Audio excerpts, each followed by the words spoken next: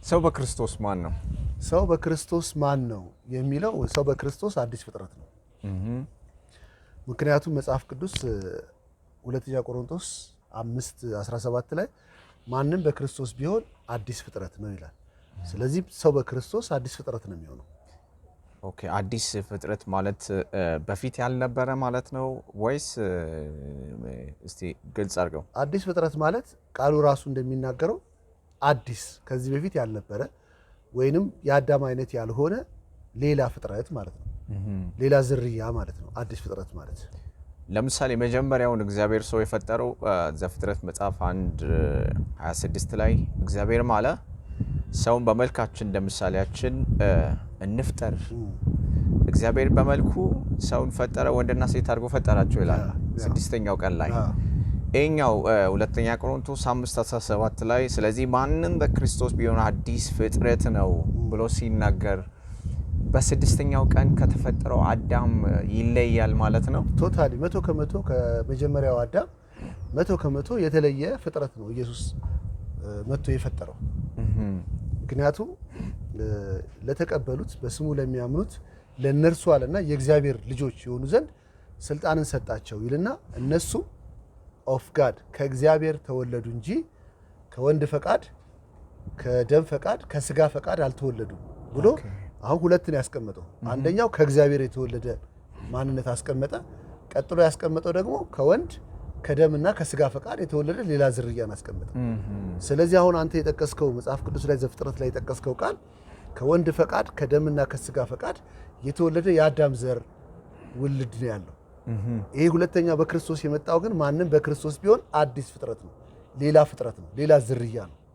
ኦኬ፣ ስለዚህ አሁን በጣም ትኩረት መደረግ ያለበት ስለዚህ ማንም በክርስቶስ ቢሆን የሚለው ቃል ሊሰመርበት ይገባል ማለት ነው። በክርስቶስ ቢሆን የሚለው ይሄ ሰው መፍቀድ አለበት፣ በክርስቶስ የመሆንን ፈቃድ መፍቀድ አለበት። ለዚህ ነው ለተቀበሉት ሲል ፈቃድን ይጠይቃል። ልክ ፈቅዶ በክርስቶስ ሲሆን በክርስቶስ ሲያምን አዲስ ፍጥረት ሆኖ ይፈጠራል። አዲስ ፍጥረት ይሆናል። ከዚህ በፊት ያልነበረ ሌላ ዝርያ ይሆናል ማለት ነው ያ ሰውዬ። ኦኬ፣ እዚህ ጋር በደንብ እንድታብራራልኝ ስለፈለግኩ ነው።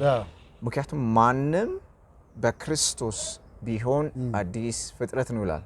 ስለዚህ ማንም በክርስቶስ ካልሆነ አሮጌ ፍጥረት ነው ማለት ነው። የመጀመሪያው ፍጥረት ላይ ነው ያለው። ስለዚህ ይሄ ስድስተኛው ቀን ላይ የተፈጠረው አዳም የራሱ የሆነ እንግዲህ ሰው ነው። መጽሐፍ እግዚአብሔርም አለ ሰውን በመልካችን እንደ ምሳሌያችን ንፍጠር ብሎ ነው እግዚአብሔር የፈጠረው ስድስተኛው ቀን ላይ የተፈጠረው። ይሄኛው ግን ማንም በክርስቶስ ቢሆን አዲስ ፍጥረት ነው የሚለው ቃል አዲስ ፍጥረት ከሆነ ቅድም አንተ እንዳብራራኸው በስድስተኛው ቀን ከተፈጠረው በተለይ ይሄ አሁን የጠቀስከው በጣም ደስ ብሎኛል። የዮሐንስ ወንጌል ምዕራፍ 1:12-13 ላይ ለተቀበሉት ሁሉ ግን በስሙ ለሚያምኑት ለእነርሱ የእግዚአብሔር ልጆች ይሆኑ ዘንድ ስልጣንን ሰጣቸው ይልና እነርሱም ከእግዚአብሔር ተወለዱ እንጂ ይላል። ማንን የተቀበሉት? ክርስቶስን ለተቀበሉት በስሙ ለሚያምኑት ለነርሱ። ስለዚህ ክርስቶስን ያልተቀበሉት በስሙ የማያምኑት ቅድም እንዳልከው ከደም ከስጋ ከወንድ ፈቃድ አልተወለዱም፣ እነርሱ ከእግዚአብሔር ተወለዱ ብሎ ነው የሚናገረው። ስለዚህ ማንም በክርስቶስ ቢሆን አዲስ ፍጥረት ነው ብሎ ጳውሎስ የተናገረው ሜይቢ ከእግዚአብሔር ስለተወለዱ የእግዚአብሔር ማንነት ስለተካፈለው ይሁን። የእግዚአብሔር ማንነት ነው የተካፈሉት። እዛው ኮሮሙ ይናገራል። እዛው ቁጥር ላይ ሄደው ሲናገር አሮጌው ነገር አልፏል፣ እነሆ ሁሉም አዲስ ሆኗል ይላል። አሮጌ የሚለው የመጀመሪያውን አዳም ማለት ነው። የመጀመሪያው አዳም አልፏል፣ እነሆ ሁሉም አዲስ ሆኗል። ስለዚህ አዲስ ፍጥረት ማለት ሌላ ማንነት፣ ሌላ ኔቸር፣ ሌላ ፍጥረት ነው የተፈጠረው በእግዚአብሔር አይን። ይሄ ፍጥረት ሐዋርያ ጳውሎስ እኮ ይህንን ፍጥረት በደንብ አነጻጽሮ የጻፈልን ቦታ አለ። አንደኛ ቆሮንቶስ እስኪ እያወጣህ ብታይልኝ አንደኛ ቆሮንቶስ ምዕራፍ 15 ላይ ቁጥር 50 ላይ ሄደ ብታነብ ፊተኛው አዳም ሕያው ነፍስ ሆነ፣ ኋለኛው ግን ሕይወትን የሚሰጥ መንፈስ ሆነ። እስኪ አንብቦ የ45 ላይ እንደዚህ ይላል። እንዲሁም ደግሞ ፊተኛው ሰው አዳም አሁን ተመልከቱ፣ ፊተኛው ሰው አዳም ሕያው ነፍስ ሆነ ተብሎ ተጽፏል። ነፍስ ሆነ ተብሎ ተጽፏል። አሁን ይሄን ያዙልኝ። ሕያው ነፍስ ነው የሆነው ፊተኛው አዳም። ቀጥሎ ያለውስ ኋለኛው አዳም ሕይወትን የሚሰጥ መንፈስ ሆነ። አሁን እዚህ ጋር አዳምን እንደ ኦሪጂናል አድርጎ ወይም እንደ ምንጭ አድርጎ ያነጻጸረና ክርስቶስን እንደ ምንጭ አድርጎ ያነጻጸረ ነው ያለው። አሁን በሁለቱ የሚመጣ ዝርያ አለ። በመጀመሪያው አዳም የሚመጣ አለ፣ በሁለተኛው አዳም የሚመጣ አለ። ስለ ሁለተኛው ሲናገር ሕይወትን የሚሰጥ መንፈስ ሆነ አለና ቀጥሎ ምንድን ነው የሚለው? ነገር ግን አስቀድሞ ፍጥረታዊ ቀጥሎም መንፈሳዊ ነው እንጂ። አሁን ተመልከት፣ መጀመሪያ ፍጥረታዊ ነው የመጣው። የመጀመሪያው አዳም ፍጥረታዊ ነው። ከዛ ቀጥሎ ምን አለ? መንፈሳዊ ነው እንጂ አለ። እሺ መጀመሪያ መንፈሳዊ መጀመሪያ አይደለም። መንፈሳዊ መጀመሪያ አይደለም አለ። የፊተኛው ሰው ከመሬት መሬታዊ ነው። አሁን ተመልከቱ፣ የፊተኛው ሰው ከመሬት መሬታዊ ነው አለ። አፈር ነህና ወደ አፈር ትመለሳለህ ሲለው ታያለህ። ከመሬት ነው የተበጀው። 2:7 ላይ ዘፍጥረት 2:7 ላይ ስታነብ ከምድር አፈር አበጀው ይላል። ከመሬት መሬታዊ ነው። ማንነቱ ዜግነቱ መሬታዊ ነው። ስለ ሁለተኛው ሲናገር ምን ይላል? ሁለተኛው ሰው ከሰማይ ነው። ሁለተኛው ሰው ከሰማይ ነው። አያው ማንም በክርስቶስ ቢሆን አዲስ ፍጥረት ነው ያለው። ከሰማይ ነው የሆነው። ማንነቱ ዝርያው ምንጩ ከሰማይ የሆነ ነው። እሺ ቀጥሎ ሲናገር ምን ይላል? መሬታዊ እንደሆነ አሁን እንደ ግንድ አድርጎ ነው መጀመሪያ ያቀረባቸው አዳምን። ከዛ ከሱ የሚመጡትን ምንጮች አደረገ። አሁን መሬታዊው እንደሆነ ማን ነው መሬታዊ የሆነው? አዳም። መሬታዊ የሆነው ልክ ከሱ ደግሞ የሚመጡትን ሲናገር ምን ይላል? መሬታዊ እንደሆነ መሬታውያን የሆኑት ደግሞ እንዲሁ ናቸው። መሬታዊው እንደሆነው አዳም መሬታዊ ነው። ከዛ ከሱ የሚመጡ ደግሞ መሬታውያን የሆኑት ደግሞ ልክ እንደሱ ናቸው። ሰማያዊው እንደሆነው ማን ነው ሰማያዊ የሆነው? ክርስቶስ ነው እንደሆነው አለና ቀጥሎ ምን አለ? ሰማያውያን የሆኑ ከሱ የተገኙ በሱ ዝርያ የሆኑ እንዲሁ ምናዊ ናቸው? ሰማያዊ ናቸው። ዋው! አያውን አሁን በጣም እዚህ ቦታ ላይ ሳነብ በጣም የገረመኝ ምንድን ነው? ቁጥር 47 ላይ የፊተኛው ሰው ከመሬት ነው መሬታዊ ነው አለ። የፊተኛው ሰው የመጀመሪያው አዳም ከመሬት ነው መሬታዊ ነው። በጣም እዚህ ቦታ ላይ የገረመኝ ነገር የቱኛው እንደሆነ ላሳይ። ሁለተኛው ሰው ይላል። ሁለተኛው ሰው የፊተኛውም ሰው ነው፣ ሁለተኛውም ሰው ነው። ነገር ግን የፊተኛው ሰው ቅድም አንተ እንዳልከው ዘፍጥረት መጽሐፍ 1:26 ላይ ተፈጠረው ከመሬት ነው አለና ሁለተኛው ሰው ይላል ደግሞ ኢየሱስ ክርስቶስን ነው። እንግዲህ በተለይ ሮሚ መጽሐፍ ምዕራፍ 5 ላይ ጳውሎስ ይናገራል። አዳም የፊተኛው አዳም ለኋለኛው ሰው ጥላ ነው ብሎ ይናገራል። 14 ላይ አዳም ሊመጣ ላለው ለእርሱ አምሳሉ ነውና ኢሜጁ ነውና ይላል። ጥላ ነው። ሁለተኛው ሰው እስቲ እዚህ ጋር በደንብ ዳይጀስቲቭሊ ማለት እንድታብራራ ስለምፈልግ ነው። ምክንያቱም የፊተኛውንም ሰው ብለዋል እዚህ ቦታ ላይ ጳውሎስ የእግዚአብሔር ቃል፣ ኋለኛውንም ሰው ብለዋል። ግን የመጀመሪያው ሰው ታስታውሳለህ፣ ዮሐንስ ወንጌል ምዕራፍ 8 ላይ ጌታችን ኢየሱስ ክርስቶስ ሲናገር የሚቃወሙትን ፈሪሳውያንን እናንተ ከታች ናቸው፣ ከዚህ ዓለም ናቸው፣ እኔ ግን ከላይ ነኝ፣ ከዚህ ዓለም አይደለሁም አለ። በዚሁ ዮሐንስ ወንጌል ምዕራፍ 17 ላይ ደግሞ እኔ ከዚህ ዓለም እንዳይደለው እነዚህ ከዚህ ዓለም አይደሉምና ይላል። ደቀ መዛሙርቱን እሱን የተቀበሉትን በእሱ ያመኑትን እሱን የሚከተሉትን።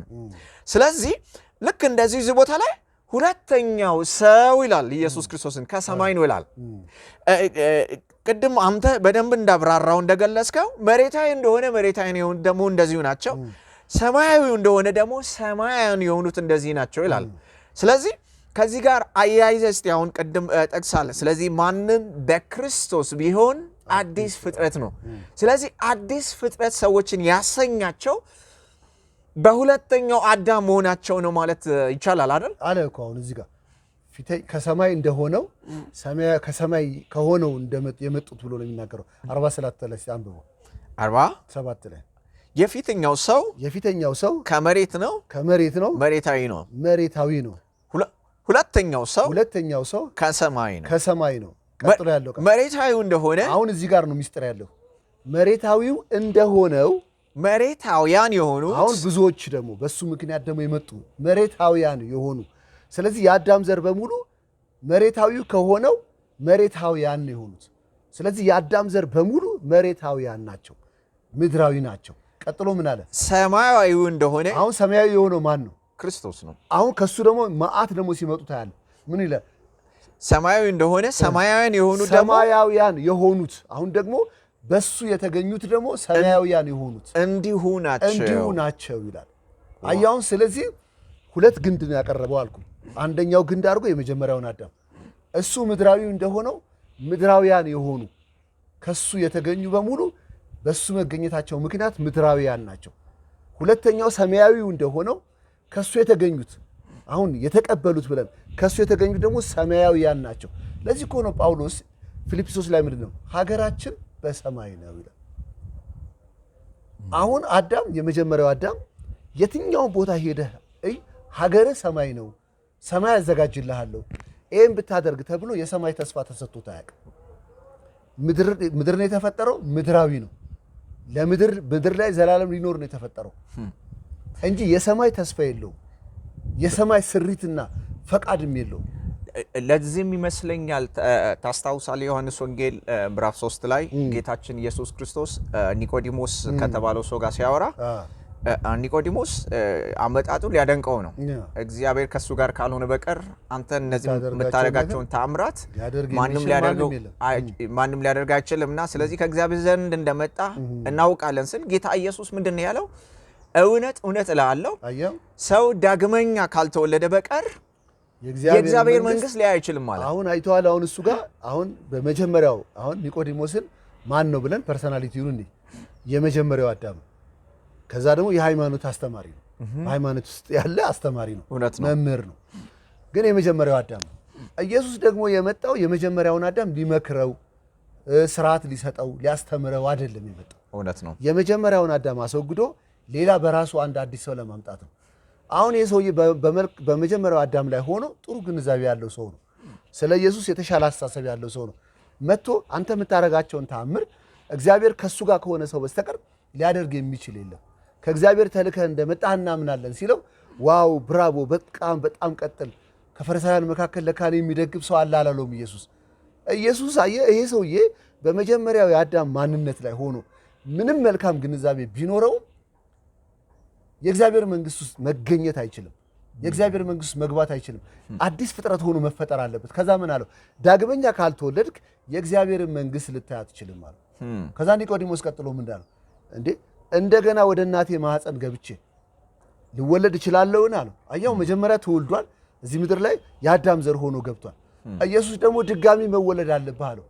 ከዛ ኒቆዲሞስ ምን አለ? ወደ እናቴ ማህፀን ገብቼ እንደገና ልወለድ ሲለው ኢየሱስ ኖ እንደሱ አይደለም።